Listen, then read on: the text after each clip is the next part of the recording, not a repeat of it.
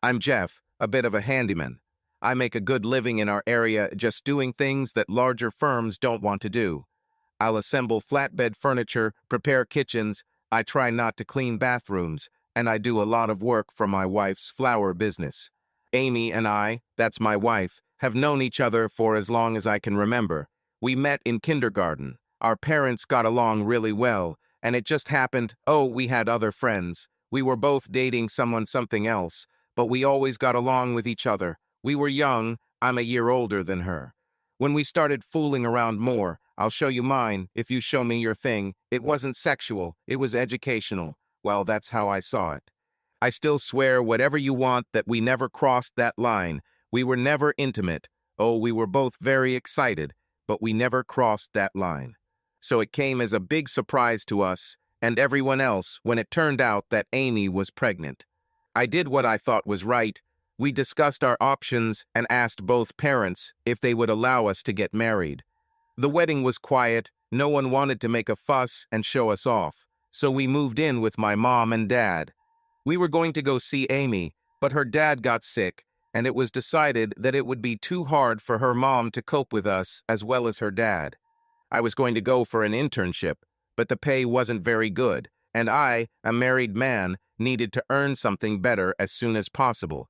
That's when I started doing odd jobs, working as many hours as I could. 14-hour days were not uncommon, even 18-hour days if there was a job and it paid well. The pregnancy went well. Our daughter was born. I was told that everything went very easily. That's not how any described it, but I was only human. What did I know? Amy's dad was in the same hospital as her, and after much fuss, we were able to take our newborn to Grandpa. He was so happy to see her, he had the same big smile as me. There is always something, but it is not there. 2 days later, when we took our little daughter home, we still didn't name her. Amy's father died. This was in the days before pacemakers, stents, and heart bypass surgeries became commonplace. He died of heart failure. It was a mixed return home. When we were already settling in with Mom and Dad, it was decided that we should move in with Amy's mom. She could help us, and we would keep her company. We moved into the main bedroom, and my mother moved into the second. At first, the child was with us, but we turned the third room into a nursery. Baby, yes, we called her that often. Her name was Zoe, some kind of surname.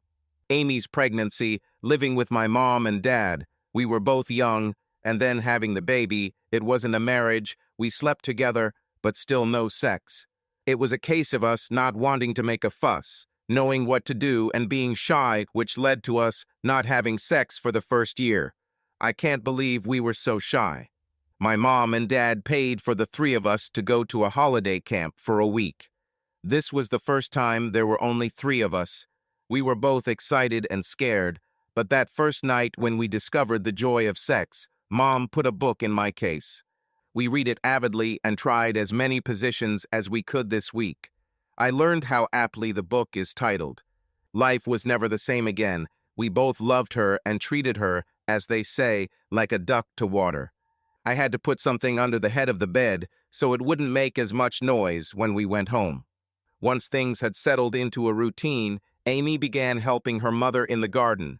She loved it and was soon planning and planting cut flowers to decorate our home. Her business took off from there. It grew when she made some exhibits for the local library. She was asked if she would do something custom, and it has blossomed from there. I thought it was a great idea, and along the way I wrote up a business plan, and we got a bank loan. Amy wasn't interested in the money side of things, and when I asked her to sign one form or another, she just did it. I created Blossoms as a collaboration between just the 2 of us, and neither of us could sell our part without the other's first offer or if they said yes. I had to pledge my business. I brought the shelving, the polytunnel, the greenhouse, received our plots, and finally brought the field. I felt that I had the right to be part of her business. All this happened over the course of several years. At first, we just started it from the garage. Then, as the volume of work increased, we had to extend it. When it took off, it took on a life of its own. Back then it was, if only we had a polytunnel, if we could grow more of our own. but the greenhouse was my idea, as I could also use it to showcase some of my work, and it provided better light for special plants. Sex still took up most of our time together. Amy was just as interested in it as I was, and she wasn't shy about asking or initiating what she wanted. Life was good. This intensified when Amy showed me the scan. We were having another baby. I didn't think we'd tried to practice much inverted kanji most weeks, so this was a good surprise for me. Everyone was happy. We left a larger gap between the children than we would have if we had thought things through. Zoe was 8 years old when Amy gave birth to May. Amy was not a fashion model. She would have been a B actress, not a first lady, but she was everything to me. Where have I been? Blooms, well, it blossomed. It became known as the place to go as a flower supplier for weddings and special occasions. We weren't cheap, but we were very good at what we do. I say we're a loser. It was all Amy's job. My place was in the background. As I said, soon after a busy period, the polytunnel came in. It helped store flower buds, and we started growing our own there. It allowed us to make more and cheaper. At that time, plots were not in demand, so I mortgaged as many as 2 plots and unexpectedly received them next to and directly across the street from our yard. With just a little work and a heck of a lot of manure, they soon gave us plenty of our own to cut and quickly had plenty of our own cut flowers, cutting down on the cost of purchasing from wholesalers. My mom gave me some money for my birthday, saying it was just money from an investment she made when I was born. To this day, after all this time, I still have doubts about the veracity of this story. Anyway, I put the money in my savings account at the bank. My old scout troop friend Andy was a farmer's son, a good 5 years older than me, who inherited the farm after his father had a combine accident and complained that he might have to sell most of the farm for taxes. I was thinking of asking him to rent me an old field on the edge of a farm to start a clay pigeon shooting club. This conversation gave me an idea. What if I bought this field from him? It was useless for agriculture due to the composition of the soil, the slope, and the number of stones. We agreed on a deal, and the field became mine. We tried the shooting range idea, but it didn't work, so I stopped doing it. I planted fast-growing conifers along the edges of the field as a windbreak, and then took the kids along and made it a game of collecting as many rocks as possible. With a lot of work and the rental of heavy equipment, I managed to get the field in good enough condition to plant a huge number of bulbs and cut flowers. Since Blossoms was already established, it was making money, our expenses weren't too high, and I was still able to do my job, even if I outsourced most of it to other workers. I bought us a van each for work, and we had a large SUV for personal use. Life was good. We went on holiday to Jersey and Guernsey, and there we met the Flower Traders Union. The work kept coming. San was that saleswoman who came from the continent in a huge truck and drove around England, selling flowers directly from the tailgate or bringing what was ordered. She was Dutch, about our age, a big woman in terms of character. I mean, she said what she wanted. With big breasts, long legs, and a pretty face, she knew it. But there was something about her that bothered me. I can't explain what exactly, but I had a feeling that something was wrong. San knew her stuff and gave Amy some good advice over time. It was unexpected when she told us that she was leaving her job because she was tired of constant travel. I should have known this would happen, but just a month after she stopped driving the truck, I came home one Thursday to find her working with Amy on a wedding arrangement for Saturday. I told Amy what I thought about San working with her, and Amy basically told me to mind my own business, that she would use whoever she wanted to help. I had to come to terms with it. Most of the weddings we've catered for have ended with us going home after the ceremony, but this wedding was for Andy's daughter and his wife, the same Andy from the farm. In general, as friends, we agreed on a reduced price for Amy's work. She did not know about it, since I took over the financial side. We were invited to stay for the banquet and party after the wedding, and I did not notice how San, being next to me, made it clear that she would also stay. This seemed strange to me, and it made my mood worse. A wedding is a wedding. Everyone is dressed smartly, even me. Amy looked great, not too dressed up. But to me, the love of my life, She looked great in any outfit. When the dancing began, Amy and San wore small cardigans, which they wore throughout dinner. After the first two dances, they went to the ladies' room, as all women do. When they returned, they took off their cardigans, and I saw that they were both showing much more than I was pleased to see. Yes, we had our disagreements, but Amy won them by making up for it the old-fashioned way, sex. The dancing, the dress, and what was underneath turned her on, and I got my reward. Amy drained me to the last drop, twice. San became a thorn in my side, not doing anything in particular, but simply being there, in the periphery of my vision. She especially emphasized her assets. Her full breasts were always in sight, and if it became even a little warm, she showed off her legs in short shorts, and on some hot days, in a bikini. As much as I didn't like her, she had a body that many men would want to look at, if not more. What can I say? I'm a man, I watched. I never did anything more than that, but that didn't stop her from touching me. She always found a way to put her hand on me or rub against me as she walked by.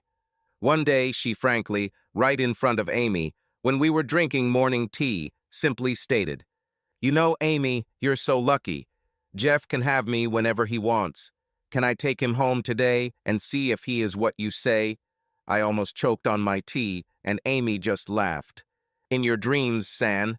Amy is my woman. She's the only one I want in my bed. I don't know where you've been," I replied.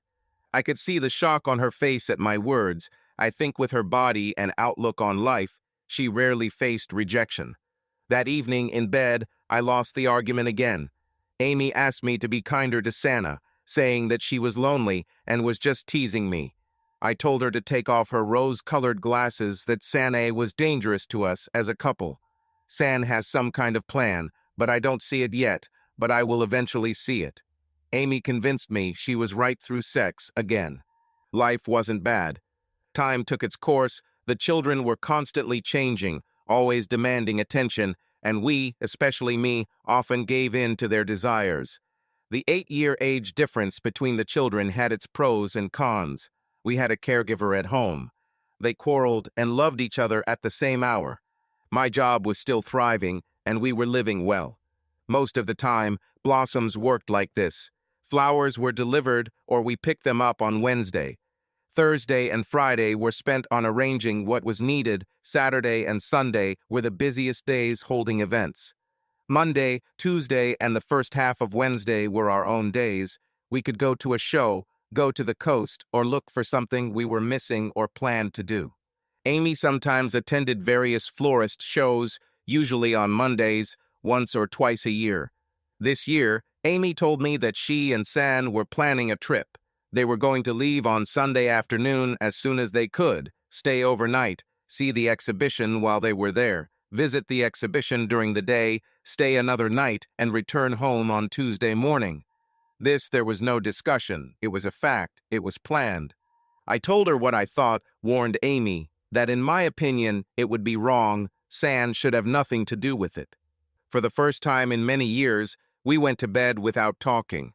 Over the next month, things were hot and cold between us, San always looking smug. I had a lot of sex on Saturday night, more than I had the whole month combined. It was all work on Sunday morning, and when everything was ready, I told her to go clean up. "I'll call you as soon as we check in. I love you. You know that, don't you? It's just for a couple of nights. Love you." And she left with a kiss. I cleaned myself up after the wedding, went home, and already missed her. I sent Amy a message. "I love you. I'm sorry. Take care." I didn't hear anything until 11:45. I was more than annoyed. I was excited, wanting to hurt someone, mainly Santa. And then my phone buzzed. It was a graphic message. I clicked on it. The picture showed Amy and Santa with their arms around each other, smiling with a drink in hand. What upset me the most was that they were only wearing what looked like a thong. Santa held Amy's breast tightly. The other one also looked marked with something that was being said underneath it. Just enjoying it. I knew it wasn't Amy who sent it, it was Santa. She was making it clear that she had power over Amy.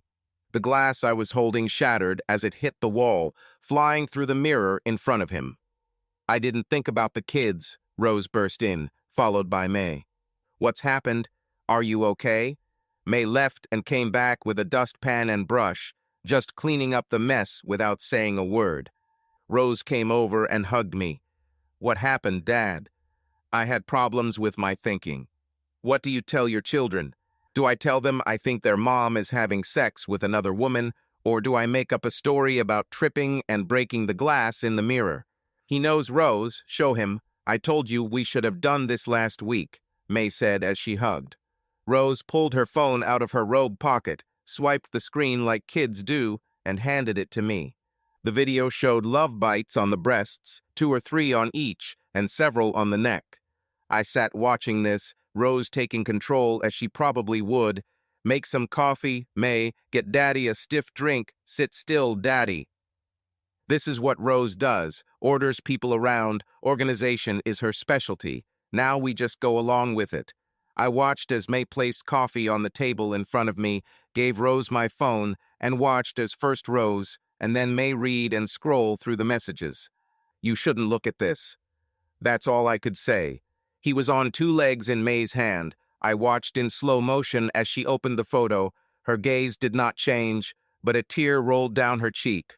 Rose took it from her, looked at it, and put it down. You don't need to see this, Dad, was all she said. But I did it. It took me a second to realize what I was looking at.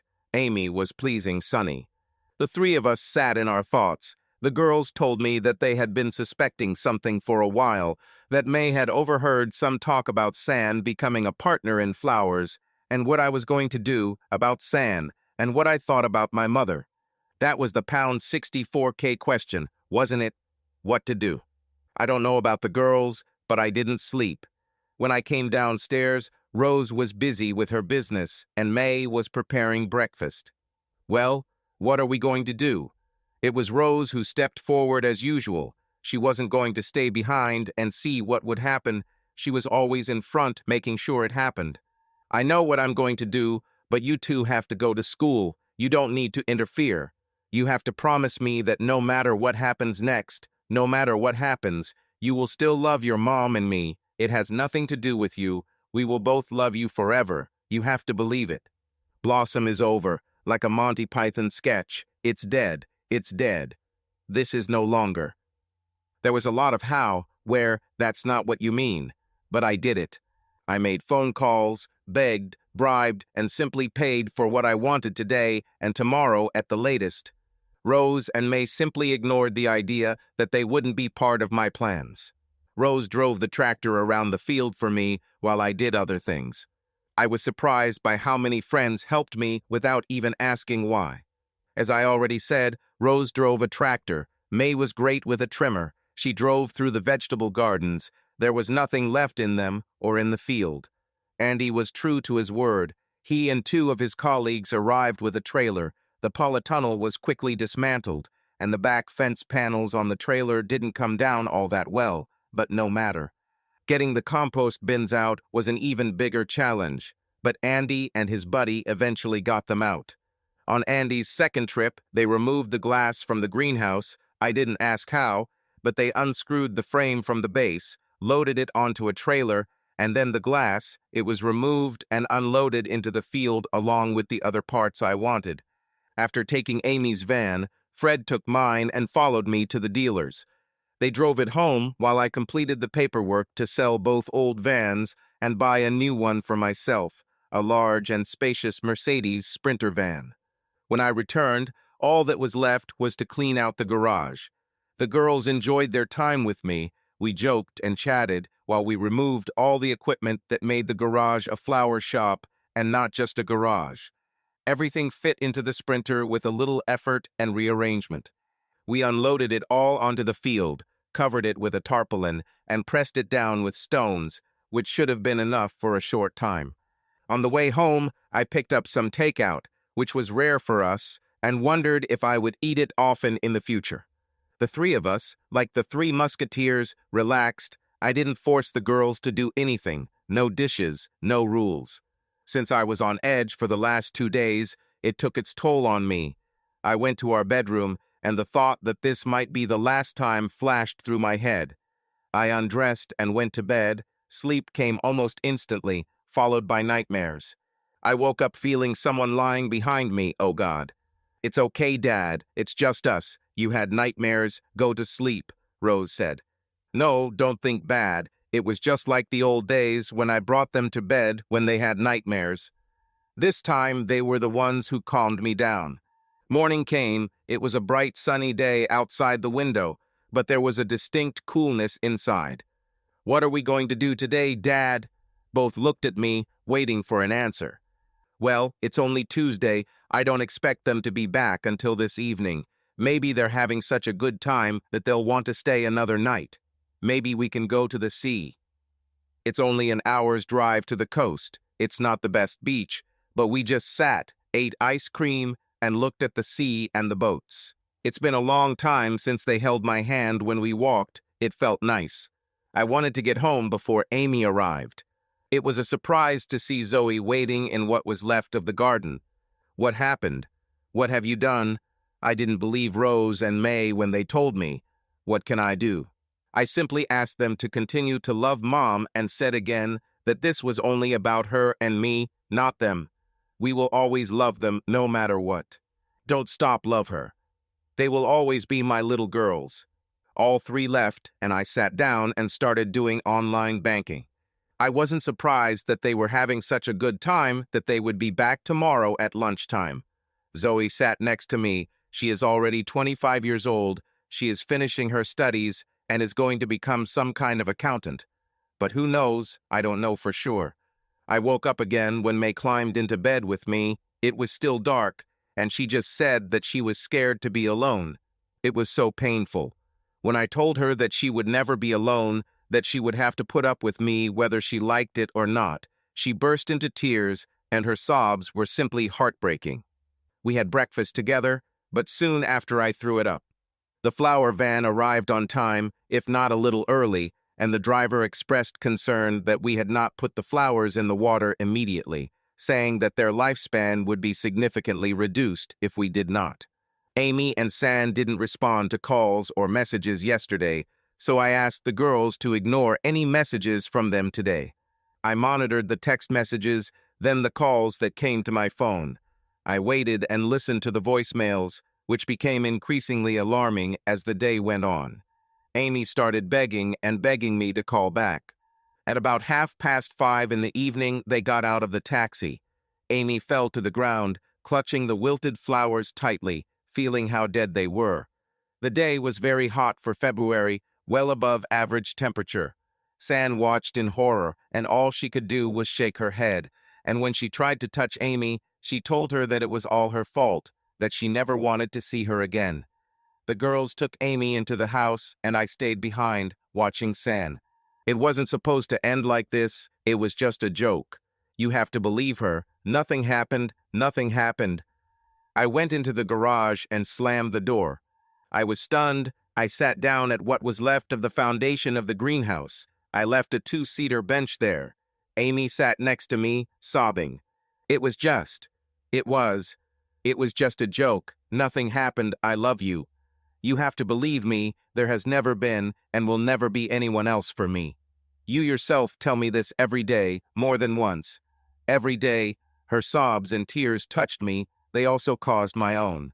I wanted to hug her tightly, but how could I? It was just a joke. Look at this. I showed her my phone screen so she could see the photos. What's funny about this? What about this? What about this? So what about this? How do you explain to me that nothing happened when looking at these photographs? What about this video? I turned on a video of her in the bathroom with hickeys on her body. With each photo, I felt and also heard her take a breath, as if she was running out of air. No, those hickeys are just makeup. I wanted to see if it could look sexy, or maybe it could turn you on. They washed off after we left the bathroom. What about these photographs? They weren't washed off when you caressed her, were they? I'm sure that if I undress you now, I'll find hickeys. Isn't it true? Amy continued to look at the floor. What will happen next? What do you want me to do? She asked.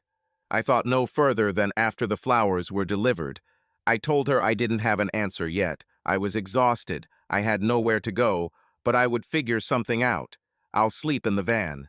I heard her mutter something and asked her to repeat it. This was your Valentine's Day gift for the man who has everything. How can cheating on me be a gift? I asked in disbelief. It was supposed to be just for you, two women in bed for the night. It would always only be for one night. San agreed that you would like it. I saw the way you looked at her. I know I've lost the body you once desired. San taught me how to please a woman so that we could put on a show for you, turn you on again. Forgive me, and tears flowed down her cheeks. I stayed the night. May gave me her bed, because I wasn't going to go to bed with Amy, was I? Again, May climbed into my bed. It was much narrower since it was just a large single bed. Her voice, in a tone I had never heard before, said, "What do you want, bitch? Haven't you hurt him enough yet? If you bring him one more pain, I will kill you. And I'll bury your damn body," Rose said behind her. Rose swore sometimes, but I'd never heard May use those words before. This brought more tears and sobs from Amy, and she ran back to her bedroom. "I told you not to interfere and to treat your mother with the love she has for you. Haven't you ever done anything stupid?" They looked at each other. "Listen, you are already adults. It's time to be strong for your mother. One of you should at least go and hug her. I'd like you both to go and keep her between you all night. I'm afraid she might do something stupid." I think they asked, "Are you serious?" When I nodded, they both left the room. I heard my old bedroom door open, and the crying intensified. Hoping it was because they did what I asked, I went back to sleep. The morning brought many questions, but few answers. I called the families of 3 brides who were getting married this weekend. I didn't prevaricate and immediately said that we had ceased our activities and there would be no flowers from us, but I gave them the phone number of our best competitors. I felt sorry for the brides, but flowers don't make a wedding, do they? Rumors quickly spread throughout the city, and I turned off the phones to stop the noise. Amy asked what I had done, and I told her, "No flowers from my field, no vans, no garage furniture, not much money, and basically no business." I stayed home for a week to sort things out. I was looking for a large caravan to put on the field. The large caravan was probably the smallest ever produced. It even seemed to me that calling it a caravan was too much. It looked more like a prison cell, but it did its job, protecting from the rain. Life was crap. It's been 5 years since I broke up with Amy. They say time flies, but not for me. For me, every day was like a year. I always had a plan of what we could do or where we could go. I had a plan to build a house in a field and live off the grid, making it super eco-friendly. And so I decided to bring it to life. 3 years of fighting with the council to get planning permission. 3 years. I spent every possible hour while maintaining my business doing things that the board couldn't force me to remove if they won. I made a series of ponds using the slope of the ground. These were reed basins that purified my wastewater. During one of the council's visits to the scene, one of the representatives asked what the caravan was for. I said it was just a place to store and a place to make a cup of tea. I offered them a cup of tea. Looking inside, they refused, and I heard one say to the other, "I told you you couldn't live there. I wouldn't even let my dog in. Forget about it." My girls would sometimes stop by and help me, even bringing their boyfriends when they knew I had hard work to do. One day, I realized Amy was with the girls because I discovered a flower bed outside the van, as I called it. It was a raised flower bed full of flowering plants. It's funny, not in a fun way, how little things sometimes touch me to the core. This brought me to tears, which led me to pull a muscle in my shoulder, hitting rocks with a sledgehammer to release the pain I was still feeling.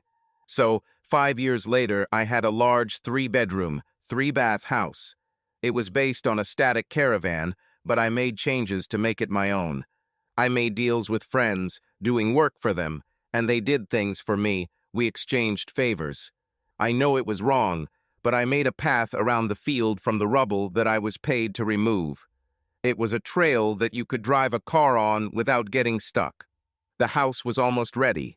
I had a front yard of grass that looked great, a patio with furniture, and a swing hanging from a large oak tree on the side, but there was still something missing. I know I said I wanted to live off the grid, but I realized that I love comfort more than I thought. This place always had water from the central water supply. I thought for animal watering when it was a farmer's field. But I installed electricity, which cost me a lot of money, but I didn't have any other big expenses. I used the solar panels anyway. They made me a few quid when I sold the surplus. It was nice if, and when all three girls came to visit, they all had boyfriends, but no one found their Mr. Right. I didn't interfere in their personal lives. Now I see that they gave me more to drink than I should have, on purpose. It didn't take much effort for me, as I was used to drinking a bottle of gin or whiskey every night to keep my mind off my problems. In a very relaxed state, they told me the reason for their visit. "Dad, we want you to help us," Zoe began. "Mom is not in the best condition. She needs to do something. Will you let her come and make a flower bed?" "More like what you used to do on the property," May added. "You won't have to see her if you don't want to. We will take turns bringing her, and we will warn you when she arrives, if you so wish. She won't cause you any problems." "We promise," Rose interjected. "How could I refuse my 3 daughters? I'm not sure I've ever turned them down." It all started better than I expected. May brought me a paper plane one evening. Mom asked if she could do this, handing it to me. "If you don't like it, she'll change it." I didn't watch it. I just said that she could do as she saw fit. I think that night everything went wrong. I drank all the time, stopped shaving, and only managed to wash occasionally.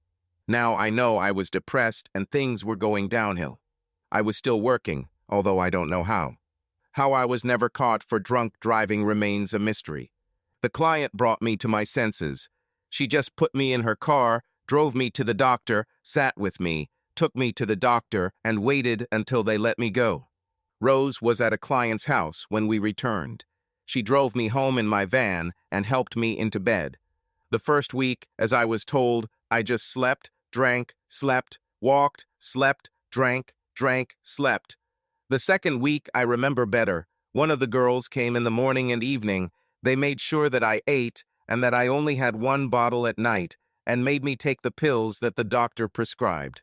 It was 6 weeks before I started walking around the field. It's funny that in my mind, it's still the field. I saw Amy's work. She did a fantastic job. She still had a talent for colors, but I never saw it. Another 2 months later, I felt much better. The pills were working. They calmed my thoughts. I almost stopped drinking. The girls still came every day and took care of me. I tried to return to work, but discovered that May had taken over project management. She was the one who kept everything in order, solved the problems I left behind, booked new work for a team of people I knew and trusted, and she was the one who did the work for free for the client who took me to the doctor. But I didn't want to do anything.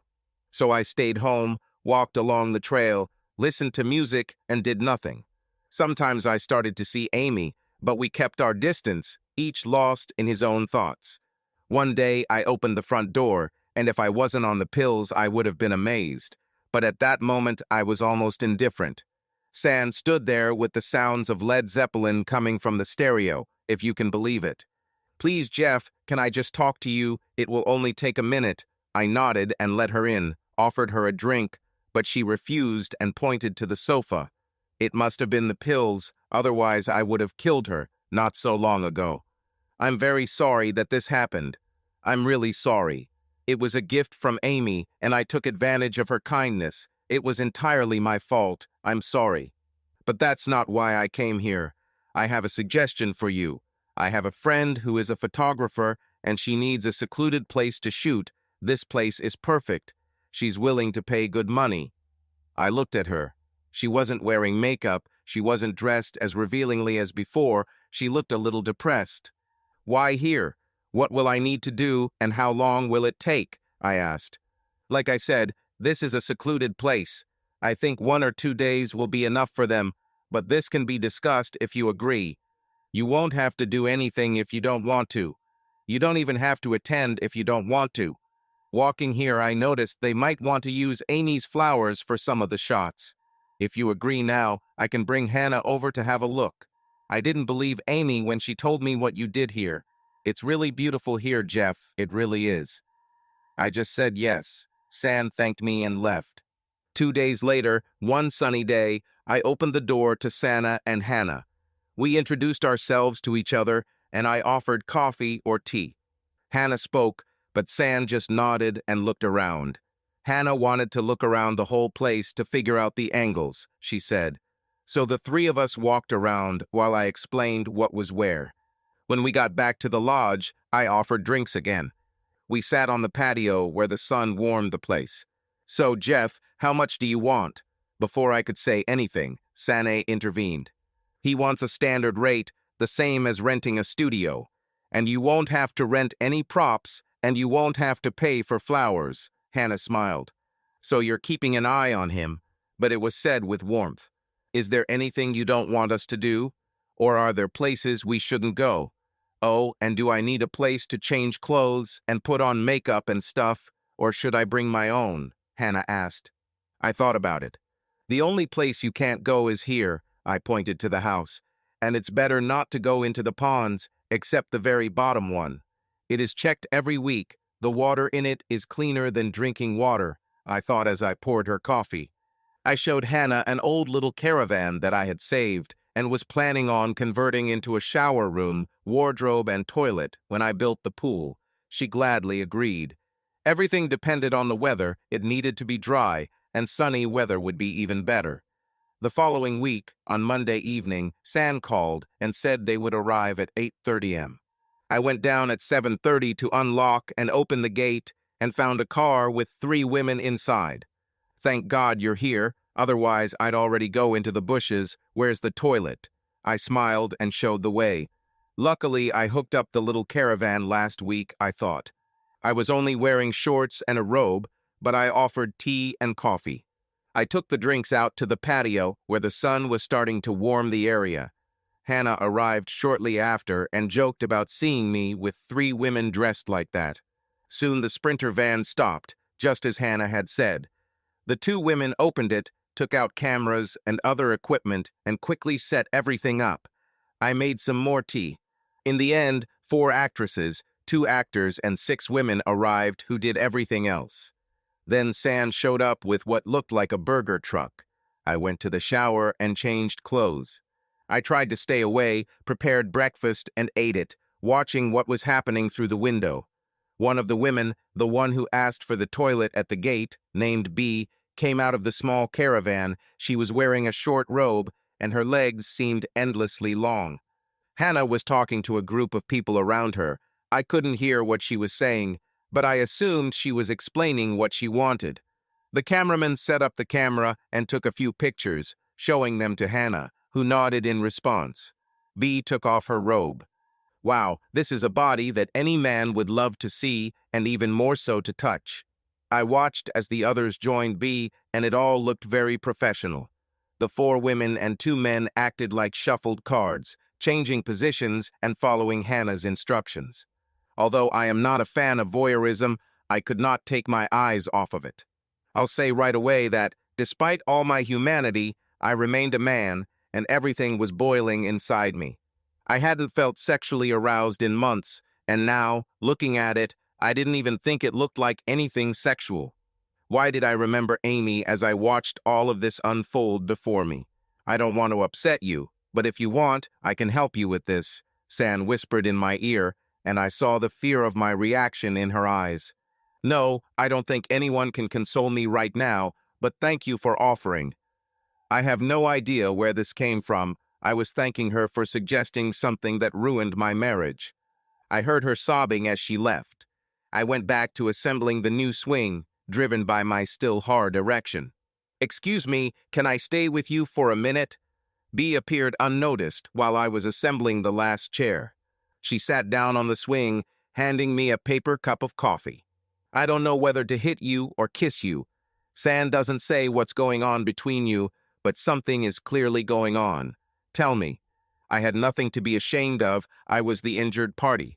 When I started telling B my sad story, she started pushing the swing. It was like hypnosis. Something in this movement relaxed me, and it became easier to tell. This was the first time I said all this out loud. I apologized to her, but she just laughed. saying that she should thank me for honestly telling her the truth and for making me horny by looking at her. She said that she enjoys showing off her body and that she enjoys her job. I've been with San for a long time, but she never opened up to me. I didn't know what was wrong, but I saw what she was going through. Are you saying she just asked to sleep with you? When I nodded, she simply said, "Damn it." Hannah was waiting for me when I returned. Look, I don't want to be intrusive, but can I stay here tonight? This will save me a lot of time. I'll pay you, we won't interfere, just me and Becky. What do you say? Tired, I just said okay. Tired because I had been standing almost all day. Becky asked what I wanted for dinner, she ordered food, and the three of us ate at a table outside, drinking a bottle of red and white wine with our meal. They went off to do whatever they were doing with today's footage, and I grabbed a bottle of whiskey and drank half of it before going to bed. Everything repeated itself, just like yesterday. B wanted to go to the toilet as soon as I opened the gate where she was waiting. I stayed away in the morning. B found me and brought me plates of salad and cold drinks for an early lunch. Look, I just want to thank you for yesterday. San and I talked last night. It eased the tension between us. I was starting to worry about her leaving me, so thank you. I just smiled.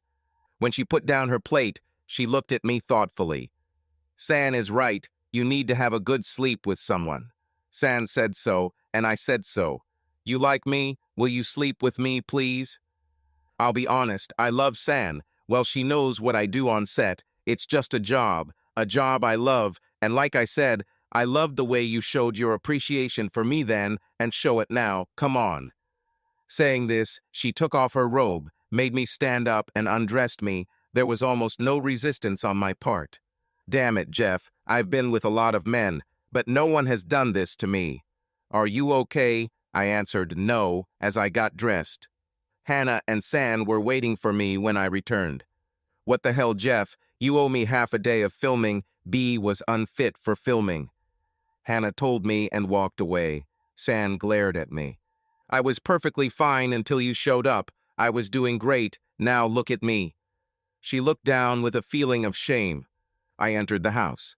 I wasn't surprised when Becky knocked and asked what I wanted to eat. Hannah, Becky, and Olive. Who is Olive? The four of us had dinner. The conversation was about work, and I felt tension between me and the others. Becky and Olive couldn't make conversation, so they left us. Hannah took Becky to do what they usually do in the equipment van. This left Olive and I in a bit of a quandary. Olive decided for me by asking if we would take a walk around the field. This calmed me down. A walk always has a calming effect on me. We chatted and stopped and watched the deer grazing in a nearby meadow. She had never seen real deer, only on TV.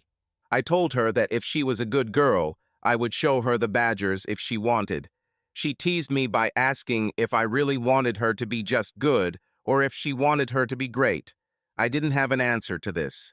I locked the gate and cleared the table, and the four of us went to bed. As I was about to get into bed, there was a knock, followed by the opening of the door. Sorry, Jeff. Sometimes I just get overwhelmed. It's all the budget stress. I know you didn't mean to hurt anyone, but please don't play around with the actors. She told me it was all her fault. So are we okay? We'll finish tomorrow. I have another offer for you. If you're interested, think about it, and we'll talk tomorrow. Hannah closed the door behind her as she left. Sleep was already on the way. My eyes were closing. I had already made myself comfortable when I heard the door open and close. Move over a little. Lift me up. I'll show you the difference between good and great. It's okay. I'm not considered talented yet. Olive. She tried, oh, how she tried. We went for a walk. I showed her the badgers. That night, they took the whole family out for a walk and just dug in the ground. Olive was soon left completely naked, except for her shoes. On the way back from the gate, Hannah gave me Olive's robe, saying she wouldn't need it until they went home. The door opened with such force that it hit the wall. What's going on here, Dad? Zoe woke me up from this dream about Olive and sex. I wish it was real. Sorry, I'll wait downstairs. And closed the door behind her. I went into the shower, knowing that my daughter was waiting for me. Dressed, I went for interrogation. I explained as best I could that everything was going fine until San came asking if I could save some lunch. She was not told about my guest, and it all started again. I lost my patience and just blurted out the truth. This stunned Zoya. Her dad seemed to be a macho man, but in reality he was not. Hannah came in at that moment. She wanted to say something, but I stopped her, introducing her as Zoe, my daughter. "I'll call," were her parting words. I saw Zoya digesting what she heard and saw. "Are you going to be okay, Dad? I mean, leave it all out, but are you going to be okay?" I shrugged. Who knows? Zoe stayed the night. It was the call that prompted her to tell me why she was there. She snatched the phone from my hands before I could even say hello to Rose, telling her that she would call back. "Dad, you know I love you, but I have good news and not so good news. You will become a grandfather, but I will not become a wife." I jumped up and hugged her, kissed her on the cheek, and told her that everything would be okay. It didn't matter. I would make it work. Tears began to flow, mine and hers, and a long time passed when her phone made a sound. We forgot to call Rose back. I opened the gate and walked past Rose's car on my way back. Zoe, Rose, May, and Amy were sitting at the table. "We need to clear things up, Dad." They convinced me and told me that we would have an addition to the family, our family, so take action. We had breakfast. The girls left, leaving me with Amy, saying that they would be back soon. I had a feeling that it was a setup. We were talking about everything except the main topic, and suddenly Amy dropped a bomb on me. "So, you fucked a star so hard that she couldn't work after lunch. I wish you would just hug me or at least talk to me." She whispered the last phrase. I felt more insignificant than ever. "Come hug me if you can tolerate a traitor." I could barely get her off me. She hugged me so tightly that it was hard for me to breathe, and then she pressed herself against me and kissed. "Okay," I kissed back. "Whatever you want, I'll do it." I stopped her by placing my finger on her lips. "We'll settle things later. First, we have to take care of Zoe." I hate to lie. I wasn't going to make peace with Amy. I wasn't going to get her back, but I had to be careful about this to make it work out for the girls. Rose ran towards us as we walked along the path. "Thank God, I thought you might have killed her. Oops, I shouldn't have said that." Amy held my hand as we walked back. Rose continued to smile at Amy. 2 days later, we had a family council. I didn't allow Zoe to continue talking about how the man didn't want to stay with her. I told her to just move on with her life the way she wanted and that we would work things out. Nothing was settled then or for the next 5 months, at least for Zoe. A week after Zoe told us about her situation, Hannah unexpectedly came to us. Sorry for the unexpected visit, but I was nearby. Yeah, I thought. I have a friend who I think would love to use your garden for her group. That's out of the question if they want to do a sex shoot. No, it's a little weird, but I'm pretty sure there won't be much sex. Look, are you interested in meeting her and seeing if she can rent your garden? Okay, come on. When are you planning on doing this? I was hoping you would agree if I could bring her right now. She's in the car. This took me by surprise, so I nodded. Hannah went out and came back with this tall, slender woman who looked to be about 30. I needed a drink, if not someone else. I offered it, and they wanted coffee, but I took a large glass of whiskey. The meeting was short and to the point. Adela, the same woman with the legs and leggings, ran the sex group, which I was no longer surprised at if she was Hannah's friend.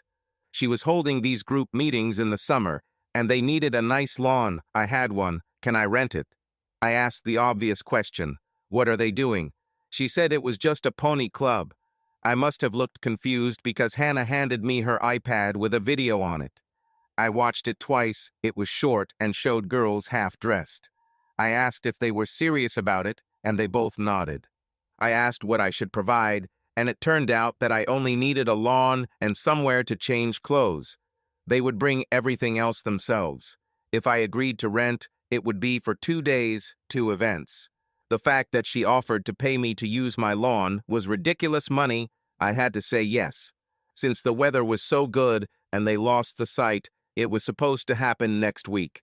Talking to Hannah before we laughed at the amount I received. I have never received so much for so little. When this happened on the first day, I had to go inside to avoid laughing. It didn't give me any excitement like the men who paid for it. Don't get me wrong, the girls were beautiful. Well, most of them, but this horse game was not for me. I don't mean to be rude, but I noticed that the two older girls didn't look as attractive due to dental problems. They were missing back molars.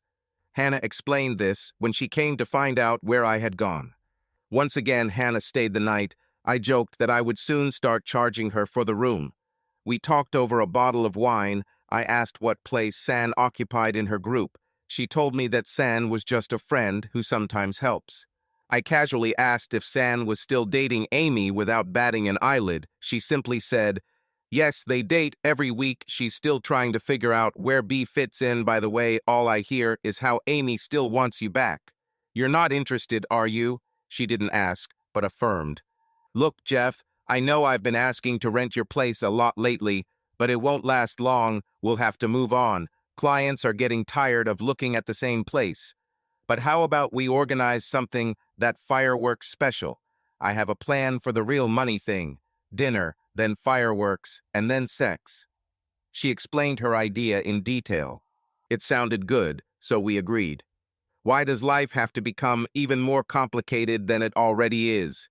Hannah was now a regular visitor, not just because of work, but as a friend.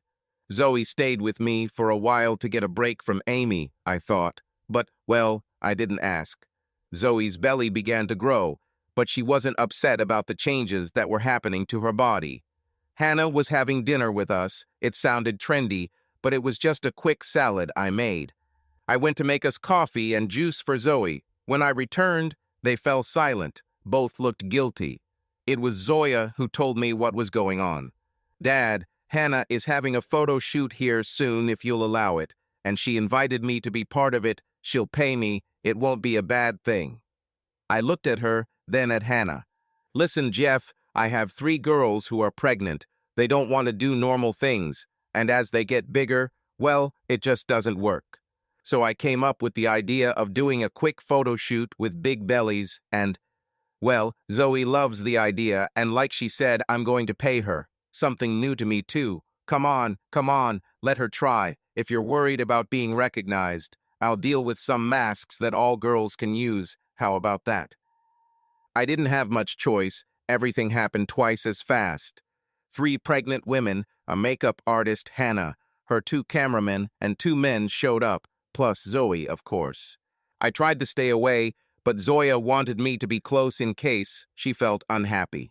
It's weird to think about your daughter being photographed during a sex shoot, let alone be there. I didn't see all the outfits that Zoya told me about later, but the ones I saw made my eyes pop out. The makeup artist was about 35 years old and had a child in her basket.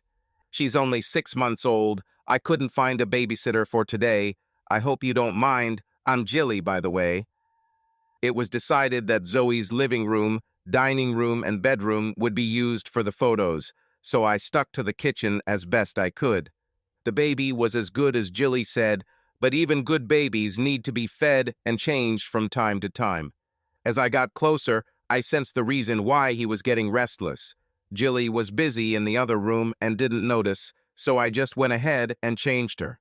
I noticed that Jilly had several bottles in her changing bag. What a good idea. I wish we had these when we were little, I thought. One said 11-point zizzer. It was already 10 minutes, so I just sat down, warmed up, and fed the little power. Gilly burst into the room as I was wrapping her. I threw the towel over my shoulder to catch what usually followed, and today I was lucky. "What are you doing?" I thought it was a stupid question, but I refrained from answering it. "She needed a change. Her feeding time was over, and you were busy, so I just did it for you. Do you want her back?" "What? How did you know?" "She's fine. I should have paid more attention to her. Her name is Jen Jean." I could tell she was upset. "It's okay. She's worth her weight in gold. She just needs to be changed and fed. Sorry if I did it wrong." At this moment, Zoya smiled. Are you taking your hand again, Dad? Do you still remember how to do this? Is he your father? Gilly asked in shock. This is his house. He was the one who broke B and didn't let her work that day. Oh, damn, was my backup thought. Zoya looked at me and nodded yes. Gilly looked at me again. If it's not too much trouble, you can look after her again. When I said I wanted to, she went back to what she was doing. Are you good with that, Daddy, pointing at you and Jen? I told her it was weird just thinking about her on the set of a sex tape, but Jen was fine, but some of the things I saw stuck in my head. The girls came, I prepared drinks for them as needed. One was absent from the group and did her solo shoot with the men, and then changed to the next one. I was never introduced to the men. I noticed that Zoya did not perform solo. Later, I was walking with Jen and playing with her when Jilly returned. Do you mind if I feed her here, or do you want me to go to the car? I told her it's okay. This is one of the most sexist things I've ever watched or been a part of. I'd miss it for Zoe, I joked, because she's my daughter. Gilly took Jen out of the basket she was lying in and unbuttoned her top, placing Jen on her lap and throwing a multicolored sheet over her shoulder, and Jen, hiding the breasts that she must have taken out of her bra, moved Jen into place. I looked away, a little saddened that the beauty of feeding a baby was hidden from my view. Jen soon had her fill of milk. Jilly asked if I would mind getting her started so she could get back to work. Hannah was being well behaved at the moment. A day passed. Filming always took longer than I thought. Gilly came in, checked to see if Jen was okay, smiled at me a few times, and left. You were a success with Jilly. She hasn't stopped talking and asking about you all day. Zoe teased me at dinner that night. She's going to come here with baby clothes for the baby, she said, patting her stomach. All the girls were impressed by your childish abilities. Zoya waited 3 weeks for the photographs, begged Hannah for 6 photographs of each girl, and promised that they would never be seen anywhere. Gilly, Zoe, and I think that by default Rose and May were included, became friends. Gilly came over, and I even stayed with Jen for a while they did girly things. I watched Gilly feed him. It got to the point that one night Zoe took the cover off and asked how it was done. Gilly went to put it back, but she looked at me and smiled. She showed Zoe. One night Olivia showed up. I think she must have been dropped off in a taxi and I felt this might be closer to the truth. A man she had rejected. She must have climbed over the gate. Her dress was dirty and a little torn. Hey, Jeff, can you get the poor girl a drink? I wondered if she had already eaten too much. I just need to go to the bathroom. Are you alone today?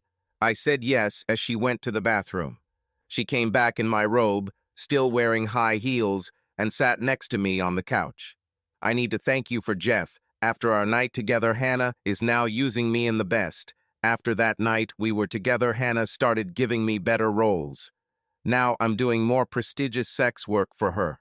Will you give me a drink, or will you take me first? Let's go to bed and see about sex and drinking when you're sober. I took her to my bed and took off only her shoes. I wasn't going to do anything to her while she was like that. I hugged her and kissed her. She sobbed, but soon fell asleep. I quietly stood up and texted Hannah about what had happened, asking her to come over in the morning to pick up Olive. The answer came instantly. Okay, you woke up. What did I do yesterday? We had sex? I don't remember anything. It's okay, you just came in late at night and I put you in bed with me. We just kissed and cuddled and then fell asleep, and here we are. Go take a shower. Hannah is on her way. We showered together, just showered. Breakfast was just around the corner when Hannah and Jilly arrived with Jen.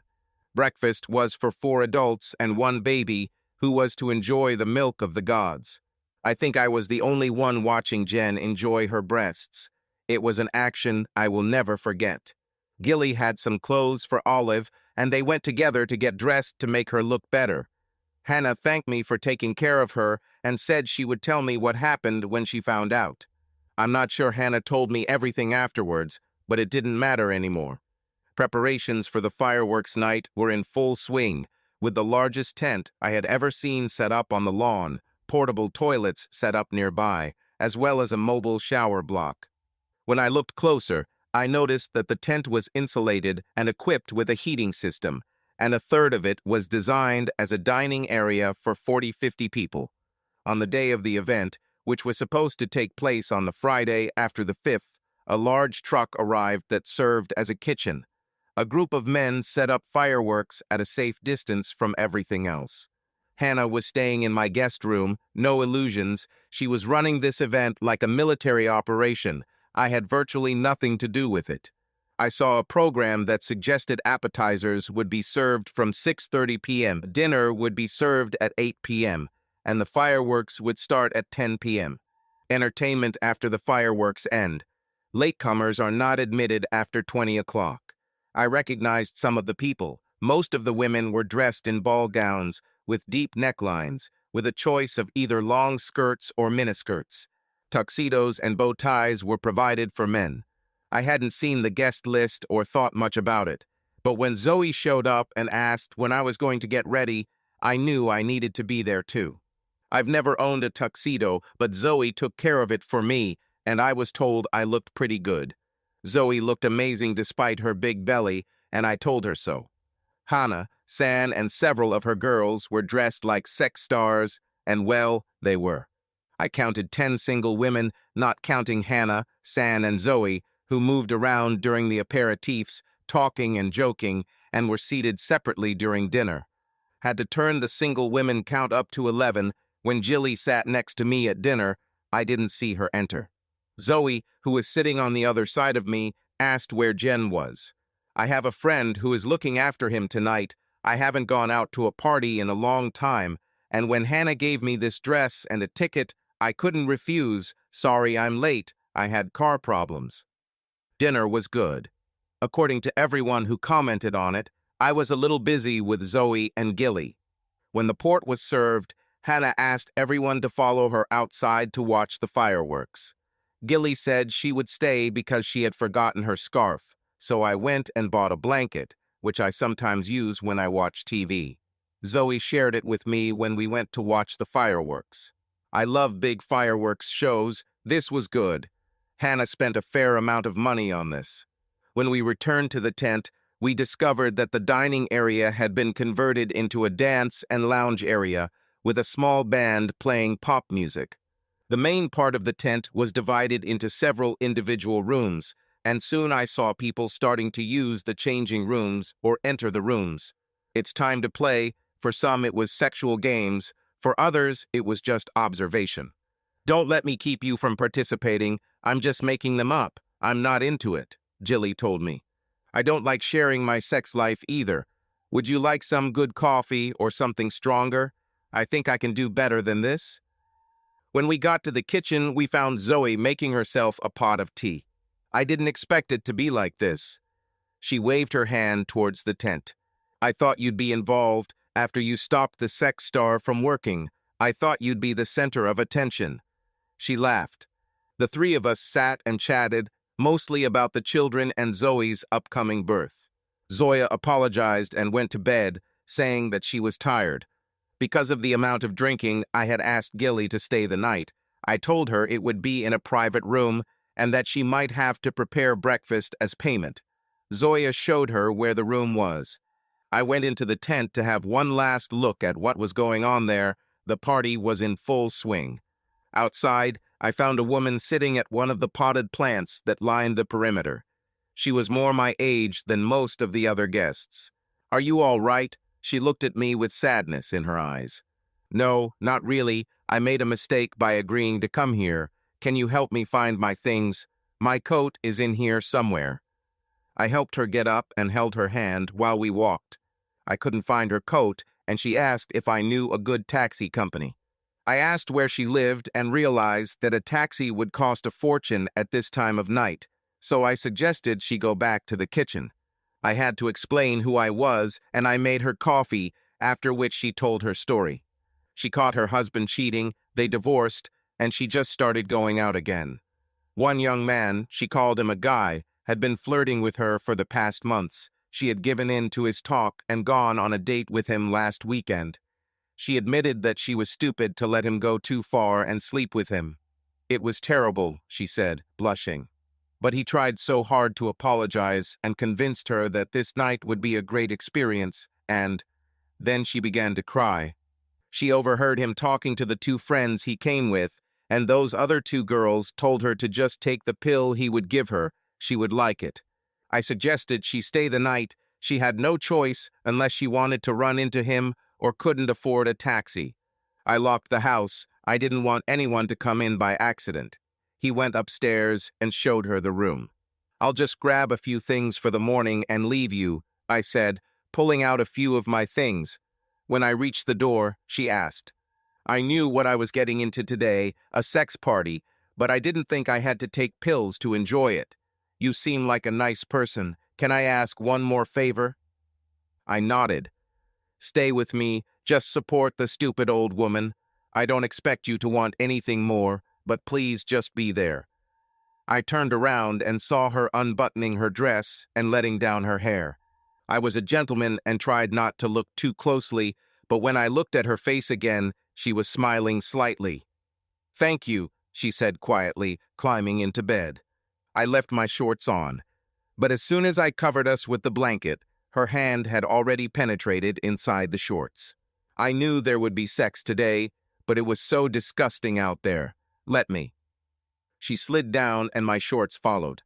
Thank you. I wish I had met you years ago. You are such a wonderful person. Can I get some rest? I'm not used to this. Nothing like this has happened for a long time. At least I dozed off. I'm not sure if she was sleeping, but after some time, when it was still dark, we started all over again. I can't say exactly who started it, but soon we were locked in an eternal dance again. Suddenly she turned and hugged me tightly, kissing me with such passion, as if she had never known such love before. You won't tell me you're married, right? She asked anxiously. I should have told her about Amy.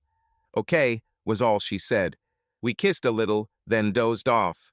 I don't think I was sleeping, but it was Gilly and Zoe who burst into the room, and that woke me up.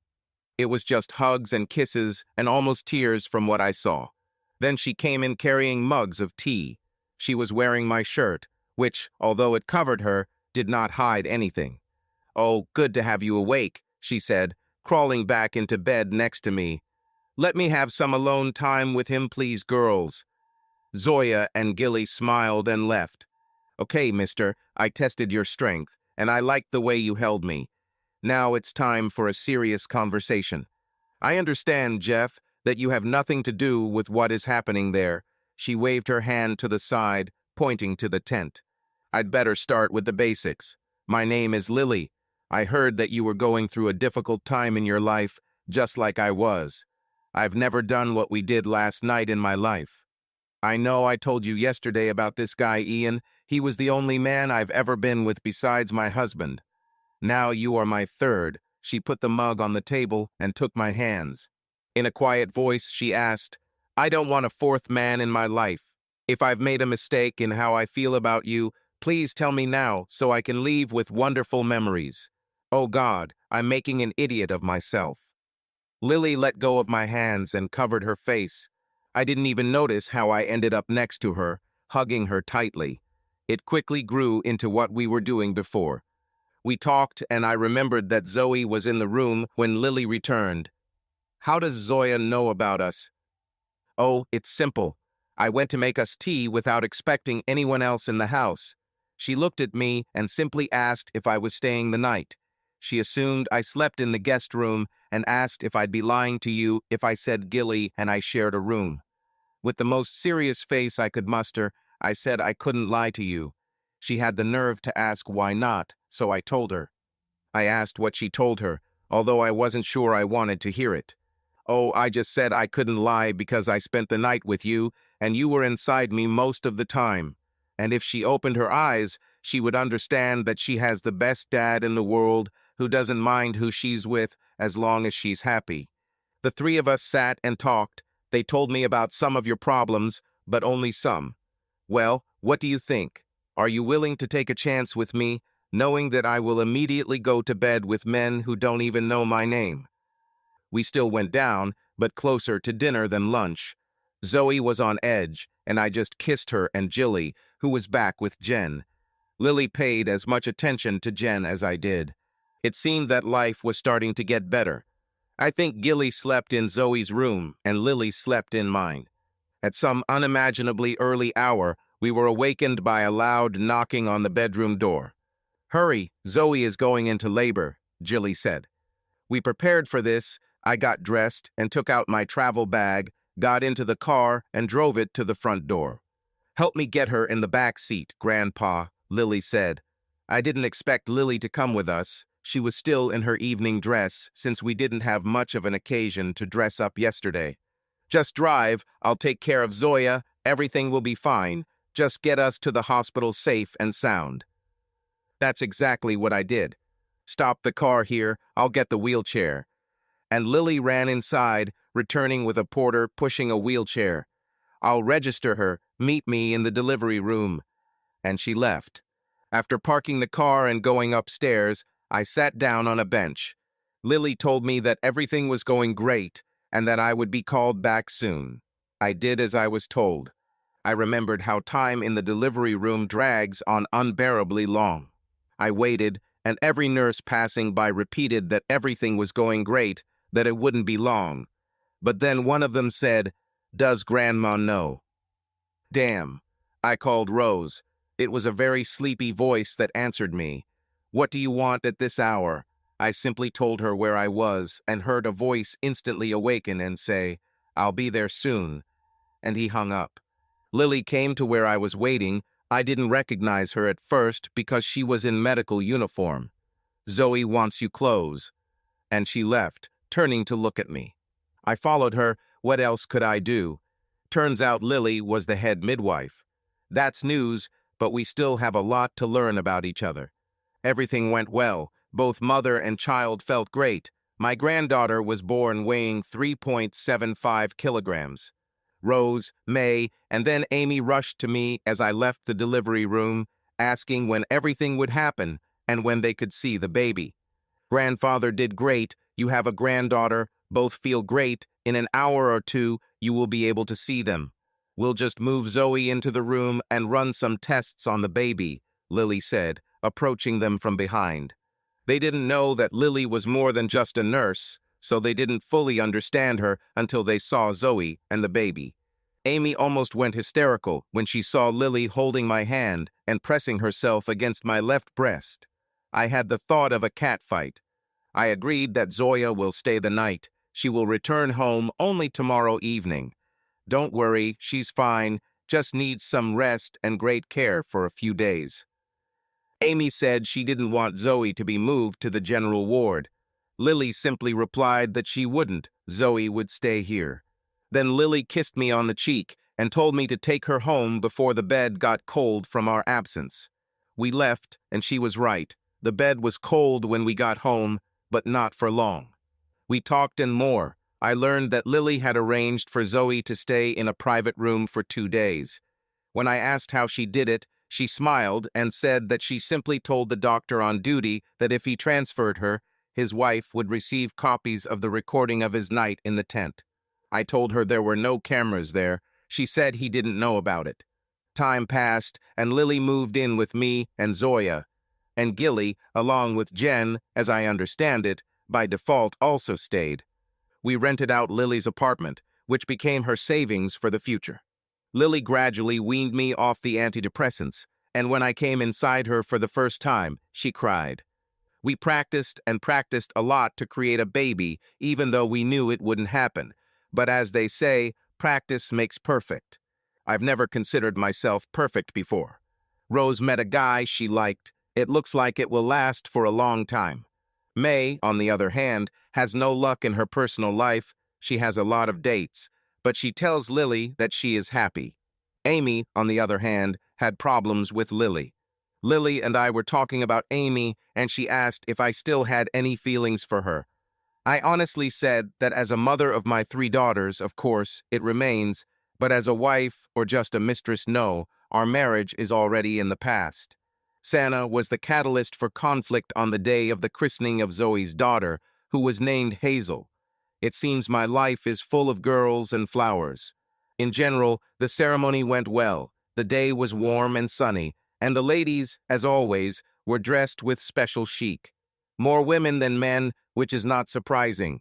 I set up a large tent and bar on the lawn, and Sana organized the catering. It was about 8 or 7:30 in the evening. Most of the guests had already gone home. Only family and close friends remained, Andy and his wife, and a couple of colleagues and partners. Jeff, I think you should make peace with Amy. She's not happy.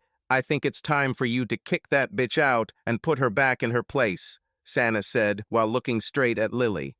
We sat on the swing, glass of wine in hand, enjoying how happy we were.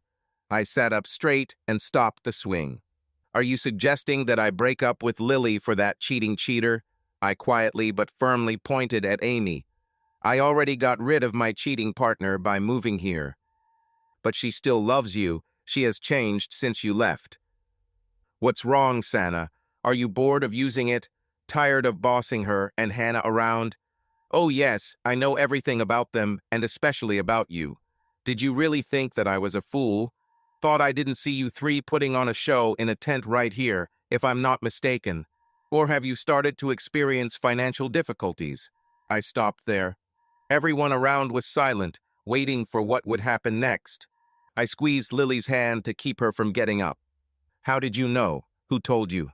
It doesn't matter who or how. I saw the recordings. Or rather, films, in the plural, more than one. For me, this is just dirt. It was you who destroyed everything in my marriage, but I am sincerely grateful to you for this. Look who I ended up with. She makes what I had with Amy look like nothing. Do you want to know what we think about you? We feel disgust and pity in equal measure. Now please go away. Amy will always be welcome here, as a friend and family member, but I never want to see you here again. I said everything I wanted to say for a long time, but Sana was not going to go away quietly. She started attacking me again, and her words turned venom towards Lily. I was just about to get up and walk Sana to the gate when Amy intervened, unexpectedly dumping a bucket of ice on Sana. Silence reigned around, which was soon broken by a chuckle that grew into laughter. I've never seen Amy like this. She hit Sana in the face, hard and determined. You stupid cow, look what you've done. It's all because of you. It's always been about you and your needs, isn't it? Well, go to hell and find someone else for your entertainment. And I won't be your bitch for you and your friend Hannah anymore. Hannah, look at me. You either stay here with me or you leave with her. Wow, I didn't expect this turn of events. I looked at Hannah and saw how she was struggling with internal doubts, but to my surprise, she walked up to Sana and kissed her right on the lips. Sana, with a wide grin on her face, was stunned when Hannah ended the kiss and slapped her across the face. Party? There was no more party. Everyone immediately began to leave. The next day, Rose and May helped dismantle the tent and bar. Daddy, we think you need to please yourself with something. We decided that we will give you and Lily a cat, May said proudly. Only over my corpse, young ladies, Lily said.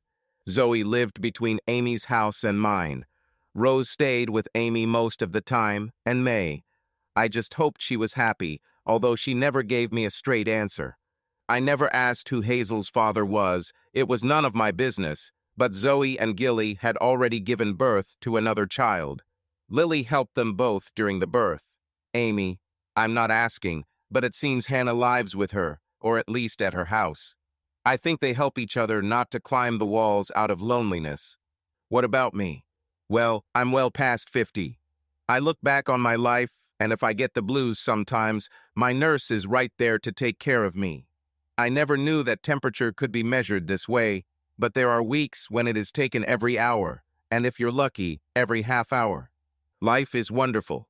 Subscribe to our channel so that your love doesn't cheat on you, and go ahead and listen to the next story, because this story is nothing compared to the next one. If you're under 18, don't even think. Click to the next one. Click to the next one. Click to the next one. Click to the next one.